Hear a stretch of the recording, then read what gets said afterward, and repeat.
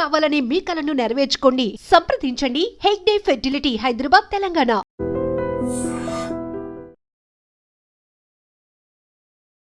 Sir, diabetes గురించి చక్కటి చిట్కాలు చెప్పారు తగ్గడానికి. కానీ ఇప్పుడు డయాబెటీస్ వల్ల కూడా అనేక రకాలుగా నరాల బలహీనత వచ్చింది. మెయిన్గా పురుషులకు ఉంటుంది. మరి మీ దగ్గర ఫుల్ నాటు వైద్యంతో అసలు ఆపరేషన్ దాకా వెళ్ళే కూడా ఇట్లా టక్కున తగ్గిపోయినాయి. మరి ఈ నరాల బలహీనతకి మీరు ఎటువంటి చిట్కాలు చెప్తున్నారు? చక్కటి ప్రశ్న అడిగారమ్మా. ఇప్పుడు డయాబెటీస్ వచ్చిన తర్వాత ఫస్ట్ అది యాక్షన్ చేసేది నర్వ్ సిస్టమ్ పైన. నరాలన్నీ బలహీనం రావడం, వాళ్ళు పర్సనల్ ఎరెక్షన్ ప్రాబ్లాన్ని కోల్పోవడం, నీరసం, దావా నడవలేరు, చెమట్లు పట్టడం, ఎక్కువ తింటే షుగర్ పెరగడం, తక్కువ తింటే నీరసం రావడం, ఇటువంటి వారందరికీ అలనాడు పాండవులు కందమూలములు సేవించిన సబ్జెక్టులు ఎన్నో ఉన్నాయి ఈ ఆయుర్వేదంలో. సూపర్. ఈ అమ్మలాంటి ఆయుర్వేదం ఈరోజు ఎందుకు ముందుకు వచ్చిందంటే ఇప్పుడు ఈ జనరేషన్కి ఆయుర్వేదం అవసరం. దీనికోసం స్వచ్ఛమైన అశ్వగంధ అలా తెచ్చి 7 భావనలు చేసి, అంటే 7 సార్లు పాలలో ఉడికిచ్చి ఎండించి దంచి వస్త్రఘాళితము చేసి ప్రతి నిత్యము 1 స్పూన్ అలా పాలల్లో సేవిస్తే 40 రోజుల్లో పునర్జీవనం. 10 సంవత్సరాలుగా డయాబెటీస్ వచ్చి ఏదైతే పురుషుడు పర్సనల్గా కోల్పోయింటాడో అది మళ్ళీ రియాక్షన్, బాడీలో యాక్షన్ చేస్తుంది. ఇది నా అనుభవం, ఎంతోమందికి ఇస్తాను నా ఇంటి దగ్గర. నేను అశ్వగంధ మించిన ఔషధంబు లేదురా ఈ జగత్తులో అన్నాడు అగస్త్యుడు వారు. అశ్వగంధ. ఎస్కే రసూల్ గురూజీ అనమాట. ఈయన గురించి తెలియని వాళ్ళు ఉండరు. నాటు వైద్యంలో ఆరితేరిన వ్యక్తి. ఈ సార్ చెప్పిన చిట్కాలు ఉపయోగిస్తే ఖచ్చితంగా మీకున్న సమస్య ఎంత పెద్దదైనా సరే చిటికెలా మాయమవుతుంది అనడానికి గ్యారంటీ ఇస్తున్నానని అయితే సార్ చెప్తున్నారు. ఈ అశ్వగంధ వల్ల మనకి నరాల బలహీనత పోతుంది. మరి ఇంకా ఏ చిట్కాలు చెప్తారో చూద్దాం. సార్, అశ్వగంధ అనేది అంటే మీరు ఇందాక అన్నట్టుగా ఆ పొడిని మనము పాలల్లో కలుపుకొని తాగాలంటారు. అంటే బయట దొరికే చూర్ణాలు వద్దు మనకి, అది అంత అద్భుతంగా ఉండదు. అసలు అశ్వగంధ దుంపని ఇలా పట్టుకుంటే ఒక వెయిట్, అందులో ఒక పరిమళం. ఆ అశ్వగంధ దుంపలని ఉదాహరణకు 1 కిలో అశ్వగంధ దుంపలని తీసుకొని 7 సార్లు కిలోకి 1 లీటర్ పాలు ఉడికించి ఎండించి దంచి వస్త్రఘాళితం చేసి ఆ దుంపల అలా వాసన చూస్తే ఆ చూర్ణాన్ని వేగంగా పరిగెత్తి వచ్చిన గుర్రము దగ్గర ఏ స్మెల్ ఉంటుందో ఆ స్మెల్ ఉంటుంది. అంటే పాలల్లో వాటిని దంచిన తర్వాత పాలల్లో మరగబెట్టాలి. ఆ దుంపల్ని పాలలో ఉడికేయాలమ్మా. 7 రోజులు ఉడికేయాలి దాన్ని. 1 లీటర్ 7 రోజు 7 లీటర్ ఒకటే దుంపని 1 కిలో, అదే 1 కిలో దుంపని అదే పలుమార్లు మార్చాల పాలు. పాలు మారుస్తూ మళ్ళీ మరగబెట్టాలి. అశ్వగంధ అప్పుడు అది అద్భుతమైన అమృతంగా, దాని మించిన అమృతం ఉండదు ఇంకా.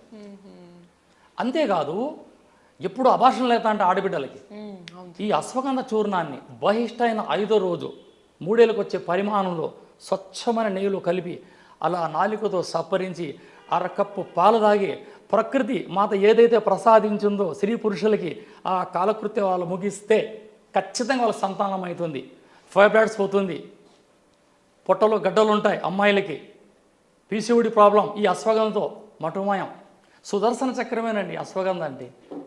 కానీ దాని అగాధమైన లోతులో చెప్పేవాళ్ళు లేక దాన్ని పక్కన పడేశారు. ఈరోజు నేను చెప్తాను, నేను హామీ ఇస్తున్నా, ఒకవేళ వీటి గురించి మీకు అర్థం కాకపోతే నాకు ఫోన్ చేయండి, నేను ఖచ్చితంగా సమాధానం చెప్తాను any time. Super sir. Sir, అంటే ఇప్పుడు ఈ అశ్వగంధ అనేది నరాల బలహీనత పోగొడుతుంది, పిల్లల సంతానాల లేమిని కూడా తొలగిస్తుంది. అసలు ఎన్ని రకాల ఉపయోగాలు అశ్వగంధలో ఉంటాయంటారు సార్. సరే, ఈ అశ్వగంధ ద్వారా ఇంకా ఉపయోగాలు చెప్తారా, లేకపోతే ఈ నరాల బలహీనతకి ఇంకేమైనా చిట్కాలు చెప్తారా?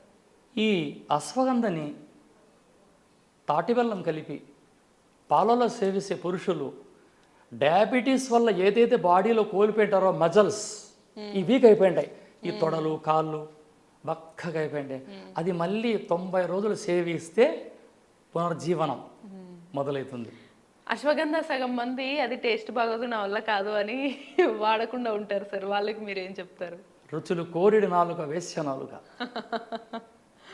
ఔషధం రుచి ఉండకూడదమ్మా, ఔషధంలో ఉన్న బెనిఫిట్ తీసుకోవాలి కానీ రుచులు చూడకూడదు మనం. మీరు అన్నట్టుగా అందులో తాటి బెల్లం కలుపుకుంటే కొంచెం రుచి మారే అవకాశం ఉంటుంది. అసలు ఇక్కడ మనం మెకానిజం గురించి ఆలోచన చేసి తాటి బెల్లం అసలైన కాల్షియం, ఐరన్, అందులో ఉండే ఐరన్ ఏమిట్లో ఉండదు. ఇక అశ్వగంధలో సమస్తము. ఇక్కడ ప్రాచీన గ్రంథాల్లోకి వెళ్తే పులిప్పాన్ గారు అగస్త్య మహామునికి అడుగుతారు, గురువుగారు ఈ వ్యాధిగ్రస్తునికి తీవ్రత అధిగమించింది, నాకు ఈ వ్యాధి గురించి దోహదపడలేదు, ఏం చేయాలంటే పెన్నేరు దుంపల చూర్ణం ఇవ్వమన్నాడు. పేరు చెప్పిన వ్యాధికి పెన్నేరుగడ్డే అన్నాడు. పెన్నేరుగడ్డ అంటే అశ్వగంధే. Okay okay. ప్రతి ఒక్కరూ వాడచ్చు, బుడ్డగాలనికి బుడ్డమ్మల్నికి ముసిలోళ్ళ వరకు ఈ మీరు వాడండి, మీరు వాడండి చక్కగా. అంటే అశ్వగంధ నార్మల్గా ఏదో నరాల బలహీనత ఉన్నప్పుడే కాకుండా రెగ్యులర్గా వాడినా మంచిదే అంటారు. అద్భుతంగా పనిచేస్తుంది అశ్వగంధ. దాన్ని కరెక్ట్గా వాడాలి. కానీ బజార్లో అమ్మే కొట్లల్లో అది మంచిది కాదు. 1 కిలో తీసుకోండి, ఒక 1000 రూపాయలు పెడితే మంచి క్వాలిటీ వస్తాయి అశ్వగంధ. వాటిని శుభ్రంగా బయట ఈజీగానే దొరికే అవకాశం దొరికేస్తాయి. పౌడర్ వద్దమ్మా, మీరు తయారు చేసుకోవాలా. మనము అశ్వగంధాని 1 కేజీ తెచ్చుకొని పాలల్లో మరగబెట్టి తీసి మళ్ళీ అట్లా 7 రోజులు ఫ్రెష్ పాలు తీసుకొని మరగబెట్టాలి, తీయాలి. లాస్ట్ ఏ రోజైతే తీస్తామో ఆ చూర్ణాన్ని మనం మళ్ళీ ఫ్రెష్ గా గోరువెచ్చగా పాలు చేసుకొని అందులో కలుపుకొని అన్ని రకాలుగా వాడచ్చు దాన్ని. పిల్లలు తెలియని పిల్లలకి ఏం చేస్తారు, అన్నంలోకి వేసేయండి, అన్నంలో కలిపి ముద్దలు పెట్టండి, తినేస్తారు. అవును. కానీ ఈరోజు మనం జనరేషన్లో ఆరోగ్యంగా ఉండాలంటే మాంసం తగ్గించండి. ఓకే. ఈ మాంసం ఏమి రుచువు, ఈ మాంసం ఆపండి, అన్ని ఆకుకూరలు తినండి, ఆరోగ్యంగా ఉంటారు. అలాడు మా అడవిలో వానరులు అంటే కోతులు కాదండి, వనాలలో నివసించే నరులు వానరులు అంటే. కందమూలములు ఆకుకూరలు దుంపలే తినేవాళ్ళు 100 సంవత్సరాలు బతికారు. మాంసం తినండి, తగ్గింది. అన్ని ఆకుకూరలు తినండి, అన్లిమిటెడ్ అన్నీ తినండి. ప్రతి సీజన్లో వచ్చే ఫ్రూట్స్ తినండి, సీజన్ తప్పించి తినకండి, అదే రోగం. రాత్రుల్లో పెరుగు ఆపండి, పెరుగు మధ్య రాత్రుల్లో తినకండి, కఫం పెరుగుతుంది, పక్షవాతం వచ్చే ప్రాబ్లం కూడా ఉంది. మీ వాతం పెరిగి పిక్కలు పట్టేస్తా, ఈ పిక్కలు పట్టేయడమే మీకు పక్షవాతానికి సిగ్నల్.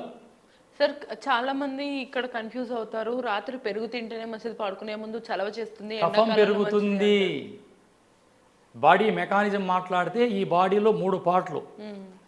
మన బొటనవేలు నుంచి బొడ్డు వరకు వాతమని, బొడ్డు నుంచి కంఠం వరకు పిత్తమని, అక్కడి నుంచి కఫమని. కఫంలో 2 కళ్ళు మెదడు, పిత్తంలో గుండె ఊపిరితిత్తులు, వాతంలో లివర్ కిడ్నీ, ఇవి పాడైపోతాయి. Okay okay. పగలు మజ్జిగ తింటే బాడీ వేడిగా ఉంటుంది, అది కవర్ చేస్తుంది. రాత్రుల్లో పనుకుంటాం కదా, బాడీ చల్లబడిపి కఫం మెరిగి పక్షవాతం వచ్చే ఛాన్స్ కూడా 100% ఉంది. రాత్రిలో పెరుగు ఆపండి, మజ్జిగ ఆపండి. బాగా కష్టపడి పొలంలో కష్టపడేవాడు మాత్రమే తినాలి రాత్రిలో మజ్జిగ. ఇది నా వైద్యశాస్త్రం చెప్తుంది. Yes, super. సో ఇటువంటి నాటు వైద్య చిట్కాల కోసం మళ్ళీ కలుద్దాం.